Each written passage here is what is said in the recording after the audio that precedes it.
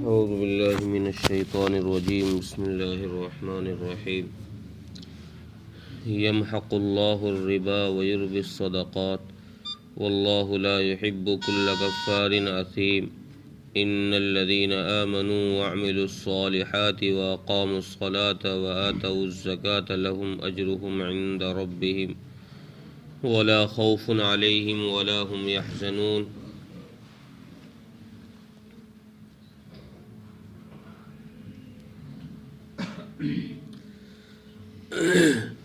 پچھلی آیت میں سود خوروں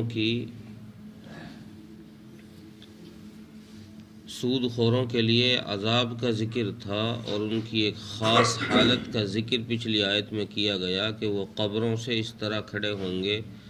جیسے شیطان کا چھوا ہوا انسان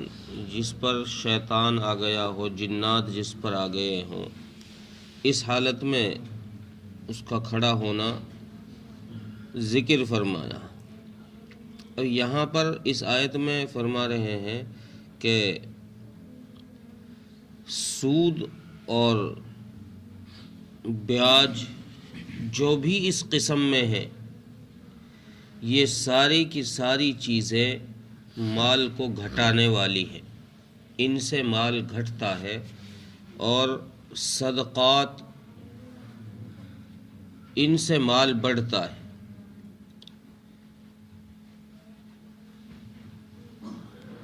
تو پتہ یہ چلا کہ اللہ تبارک و تعالی نے صدقات میں برکت رکھی ہے اور سود اور بیاج میں اللہ تبارک و تعالی نے بے برکتی رکھی ہے۔ اگر کوئی کسی کم عقل انسان کے ذہن میں یہ سوال آ سکتا ہے کہ ہم تو دیکھتے ہیں کہ دنیا میں سود لینے والے،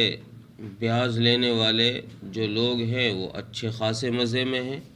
ان کے پاس کوٹھی، بنگلے، گاڑیاں، سب کچھ، ساری چیزیں موجود ہیں۔ تو مفسرین نے فرمایا ہے، بعض مفسرین تو فرماتے ہیں کہ اس سے مراد آخرت کی زندگی کا سامان مراد ہے کہ وہاں انسان کے لیے، سود خور کے لیے گھاٹا ہی گھاٹا ہے، چونکہ آخرت میں اسے کچھ ملنے والا نہیں ہے، یہ خالی ہاتھ رہے گا، بلکہ اس کو اور الٹا عذاب دیا جائے گا۔ اور صدقات والے کے لیے کئی گناہ کر کے اللہ تبارک و تعالیٰ کی طرف سے اجر ملے گا۔ بعض مفسرین نے فرمایا ہے کہ یہ تو ہے ہی آخرت کا ثواب و عذاب، یہ تو ہے ہی انسان کے لیے کہ اگر خیرات کی جائے گی تو ثواب ملے گا، سود اور بیاج لیا جائے گا تو اس پر سزا ملے گی، لیکن اس کے ساتھ ساتھ برکات ختم ہونے کی ایک وجہ یہ بھی ہے کہ دنیا میں جتنے لوگ سود اور بیاج لیتے ہیں، یہ ایسا مال ہوتا ہے کہ انسان کے جو سود اور بیاج سے الگ مال جو ہوتا ہے اس کا کمایا ہوا، کہ یہ سود اور برکات، سود جو ہے یہ اس مال کو بھی لے کر ڈوب جاتا ہے، اس مال کو بھی ختم کر دیتا ہے۔ آپ دیکھو گے کہ مارکیٹوں کے اندر سود اور بیاج کے سٹے کے جو بازار گرم ہو رہے ہیں، ان میں آپ دیکھو کہ ایک شخص آج کروڑ پتی ہے اور صبح کو دیکھو وہ ایک ایک پیسے کے لیے محتاج ہو گیا۔ تو اس کے اس مال میں یہ بے برکتی کہاں سے آئی، یہ نقصان کہاں سے ہوا؟ حالانکہ اس کے پاس کچھ مال ایسا بھی ہوگا جو اس نے صحیح طریقے سے کمایا ہوگا، سود اور بیاج سے الگ اس نے محنت مزدوری کر کے بھی کمایا ہوگا، ایسا نہیں ہے کہ سارا ہی سود سے اس نے اکٹھا کیا ہو، لیکن یہ سود کے مال کے ملنے کی وجہ سے ایسی نحوست اس میں بڑھی کہ وہ اس کا جو اصلی مال تھا، صحیح مال تھا، یہ مال اس کو بھی لے ڈوبا، یہ اس کو بھی تباہ کر دیتا ہے۔ اور صدقات جو ہیں بظاہر اس سے انسان کا مال گھٹتا ہوا دکھائی دیتا ہے۔ ظاہری طور پر آپ نے 10 روپے نکال کر دیے تو آپ کو یہ محسوس ہوگا کہ یار 10 روپے کم ہو گئے میری جیب میں، لیکن حقیقت میں یہ کم نہیں ہوئے ہیں۔ اللہ تبارک و تعالیٰ دنیا میں بھی اس کا عوض لوٹا دیتے ہیں۔ صدقہ خیرات کرنے کا جو عوض ہے وہ اللہ تبارک و تعالیٰ دنیا میں بھی لوٹا دیتے ہیں، اور آخرت میں تو اس کا اجر ملے گا ہی۔ ایک دوسری چیز مفسرین نے یہ بھی لکھی ہے کہ مٹانے سے مراد یہاں پر یہ ہے کہ صدقات جو لوگ دیتے ہیں ان کو اللہ تبارک و تعالی دنیا کی زندگی کا اور آخرت کی زندگی کا سکون عطا فرما دیتے ہیں، اور جو سود لیتے ہیں، بیاج لیتے ہیں، ان کی زندگی سے اللہ تبارک و تعالی سکون کو ختم فرما دیتے ہیں۔ ایک ہوتا ہے سکون اور ایک ہوتا ہے سامان سکون، دونوں چیزیں الگ الگ ہیں۔ سکون یہ کسی فیکٹری میں آپ کو نہیں ملے گا، کسی کارخانے میں نہیں ملے گا، دکان پر نہیں ملے گا۔ سامان سکون دنیا کی مارکیٹوں میں مل جائیں گے۔ آپ دیکھو گے بیاج لینے والا، سود لینے والا، سٹا لینے والا، یہ ارب پتی ہے، کروڑ پتی ہے، اس کے پاس بہت پیسہ ہے، لگژری گاڑیاں ہیں، اور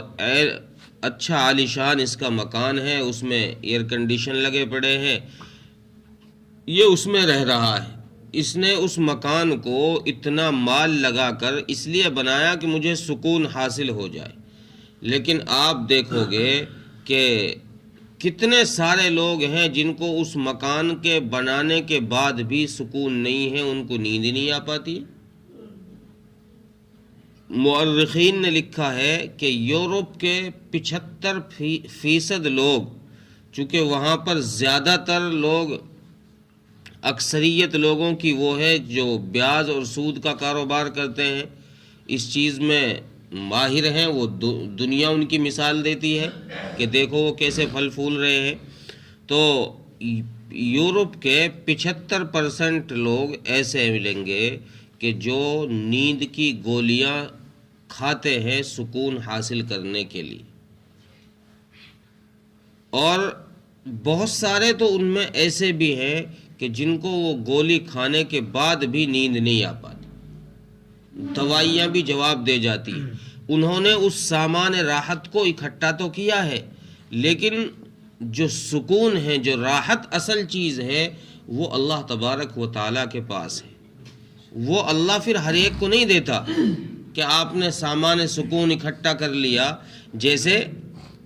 سونا چاندی انسان اکٹھا کر لے تو اب اس سونے چاندی سے اس انسان کی کوئی ضرورت پوری نہیں ہو سکتی۔ کوئی منو ٹنو سونے کا مالک بن جائے، سونا مل جائے، تو اب اس سونے سے نہ اس کا بدن چھپ سکتا ہے، نہ اس کو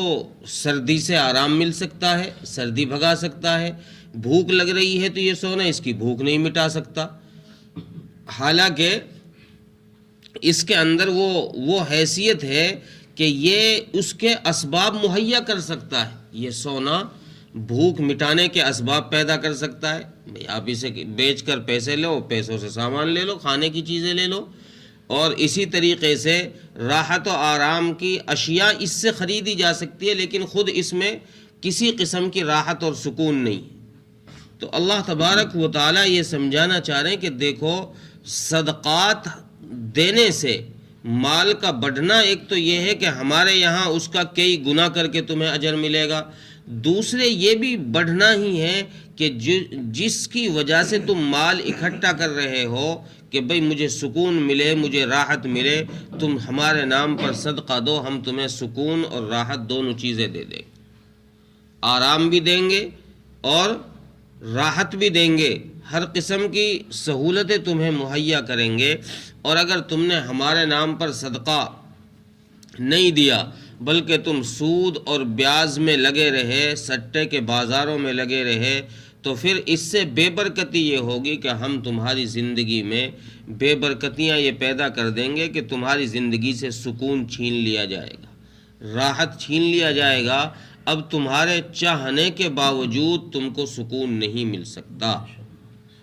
تم دوائیاں تلاش کرو گے، دوائیوں میں بھی تمہیں سکون میسر نہیں آ سکتا۔ ہاں، مفسرین نے ایک بات اور یہ لکھی ہے کہ اگر کسی کو یہ لگ رہا ہے کہ سود لینے والے اور بیاج لینے والے لوگ تو پھل رہے ہیں، بڑھ رہے ہیں، ان کے پاس مال آ رہا ہے، تو بعض مورخین نے لکھا ہے کہ آپ دیکھو گے کہ سود خور کے مال میں 40 سال نہیں گزریں گے کہ 40 سال کے بعد اس کے مال پر تباہیاں آنی شروع ہو جائیں۔ اگر اللہ تبارک و تعالیٰ کسی کو ڈھیل دے بھی دیں تو 40 سال کے بعد اس کے مال میں تباہی آنی یہ لازمی چیز ہے، اس سے اوپر اس کی حد نہیں بڑھ سکتی۔ اور اکثر یہ دیکھا جاتا ہے کہ جتنے لوگ اس گندے کام میں ملوث ہیں وہ کبھی پلتے بڑھتے نہیں ہیں، ان کی زندگیاں ایسی کی ایسی ہی رہتی ہے، بلکہ اور بیکار اور تباہ ہو جاتی ہے۔ اور آگے اللہ فرماتے ہیں کہ اللہ تبارک و تعالی گنہگار کو اور نافرمان کو پسند نہیں کرتا۔ اللہ کو یہ بات پسند نہیں ہے کہ میں نے جس چیز سے روک دیا تم اسی کو کرتے رہو، میں نے سود اور بیاج لینے سے تمہیں روکا اور تم اسی پر لگے رہو، اسی پر ڈٹے رہو، یہ مجھے پسند نہیں۔ پھر اللہ تبارک و تعالیٰ نے ان دو آیتوں میں تو سود خوروں کی مذمتیں بیان فرمائیں، برائیاں بیان فرمائیں، ان کے لیے سزا کا حکم فرمایا۔ اب اگلی آیت میں اللہ تبارک و تعالیٰ نے پھر ایمان والوں کا ذکر کیا، اس لیے کہ تاکہ لوگوں کے دل میں یہ خوف پیدا نہ ہو جائے کہ بھئی اللہ تو مارنے ہی مارنے پہ ہے، رحم و کرم ہے بھی کہ نہیں،